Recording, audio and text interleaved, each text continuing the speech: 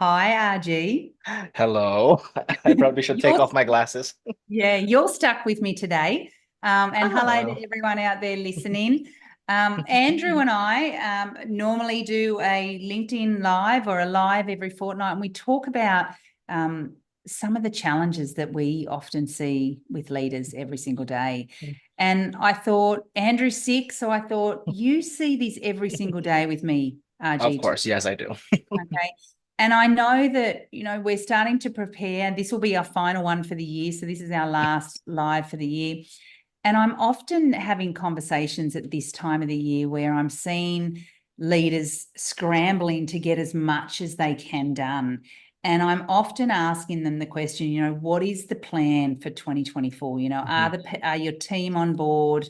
Do you know where we're going? Do they know what that light on the hill is? And are they really prepared for some of these challenges? And what do you reckon I get the answer back is?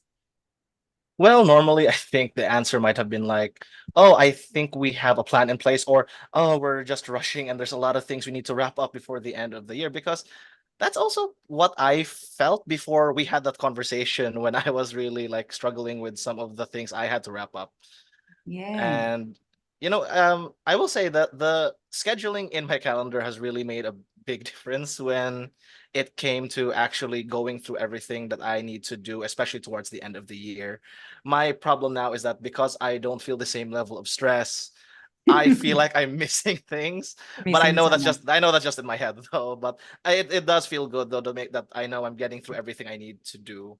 And if I Yeah, need to yeah. pivot, then it's easier to do so Yeah, in and that you're space. talking about the Eisenhower matrix and the Ivy Lee Oh method, which yes. I definitely know we've talked about, and also shared those tools as well.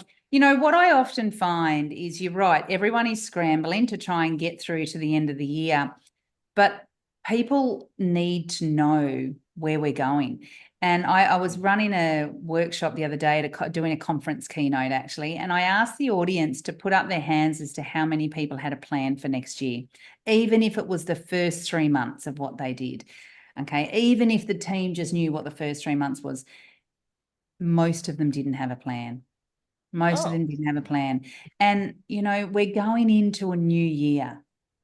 It's really important that we're starting to, as leaders, starting to prepare. What does 2024 look like? What are we hoping to achieve each quarter? What are our goals? What's our strategies? What's our objectives? And I think, and one of these questions that I get asked a lot is, why don't they? Why do not they not have a plan? And I think what often happens, and RG, you see this a lot, especially with our programs, is what we've coined or termed accidental leadership, where people have been put in a role because they're great at what they do, but no one's ever taught them how to actually lead a team, lead yeah, people, for develop a sure. strategy. And look, I'm just in a unique position where I have you as my leader, so you're able to call me. But even I'm still adjusting to like this new level of responsibility that you have so graciously bestowed upon me in working here now. Is I'm still getting used to a few things. Like you had to call me out this morning that this is a task that shouldn't have been on my plate. I should have just delegated this right away. So there are things that I'm still learning. But at the same time, I think one of the things, especially at least for me, is that I find I don't give myself time to really think and slow down. So Yeah. when I finally did give myself time to think and slow down, I don't think we even had the chance to review it. I developed like a 5 page Document. document with like things I feel like we should be working on as to prepare or for 2024, especially with everything changing at a faster rate this year with with like AI and other things happening globally. Technology for sure. Yeah, like a lot of changes are happening and we have to be able to adjust and move with these changes so that we don't get left behind, or at the very least we don't start struggling and scrambling to keep up with the times. You're spot on. And I think that's the thing, RG, is so often as leaders, they're not having that time to think. Right. And I only had a coaching session this morning where one of the leaders, she hadn't yet created the habit of time to think. And I said, if you had that time to think, what would that help with? What would other people notice? And she said, I'd feel more in control. I'd feel like I was more visionary. I feel like I knew where we're going. I'd feel like I knew that even was a bit more aware of some of the challenges that we might be thrown against over the next few months. So that time to think, and that's exactly what I'm talking about. Are the leaders, is everyone that's listening tonight, are you actually taking that time to think? Are you using that time to think about what is the goals?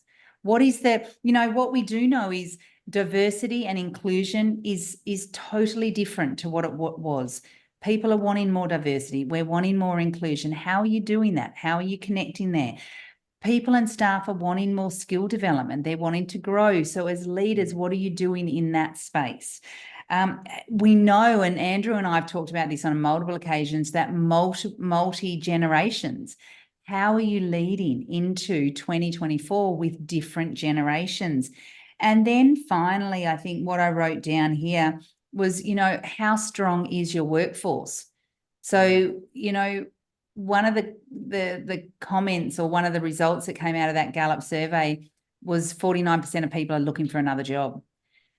So what are you doing? What are you doing as a leader? So leaders, please take the time to think, and I know we're coming to the end of our time, but leaders, please take the time to think about diversity and inclusion, the time to think about skill development for your team, the stronger workforce. How are you going to engage them? How are you going to retain them? How are you going to make them happy? And then also finally, well, two things actually. I'll add one more to that list, and then you can add a final one if you want, Rgee.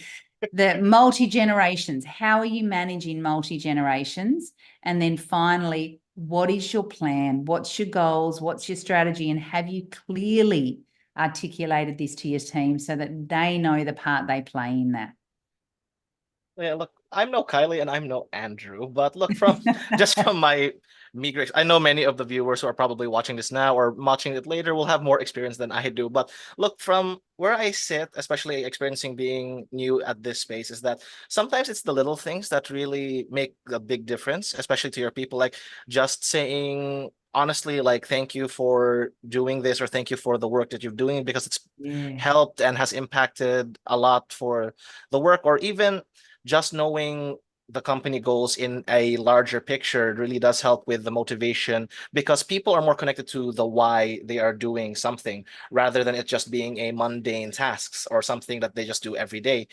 Once we have a better understanding of like, oh, we need to be able to do, we're doing this because it helps with our lead generation, or we do this because it helps with our operating rhythm, then it helps make everything flow a little easier, and at the same time it helps with prioritization a bit easier as well, because then people know what to work on first, rather than wasting our time with things that could have been pushed, that could have been like later on, or maybe not even done to begin with, from my experience. Yeah. Spot on. So I'm going to summarize what you've just said, is that one, it really is around being clear with what is the impact, why are we doing what we're doing, so people actually understand that part of it, so that they get what they've got to do and why they're doing it. One of the things we know about change is that people need to understand the why. And then finally was the thank you. We're coming to the end of the year, and it's not just a thank you, it's a thank you for, or thank you, for whatever it might have been. Make sure it's not just a thank you. People want to know that there's meaning behind it, that there's intention behind it.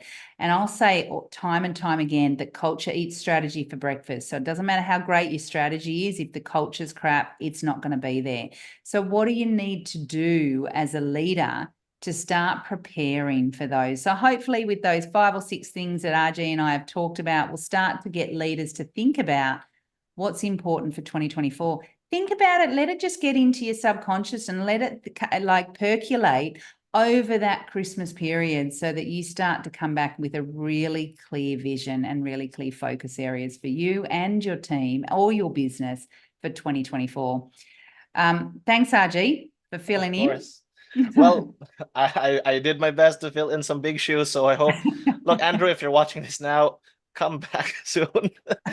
Come back soon. Get better soon, Andrew. And get better soon, of course. So thank you, everyone.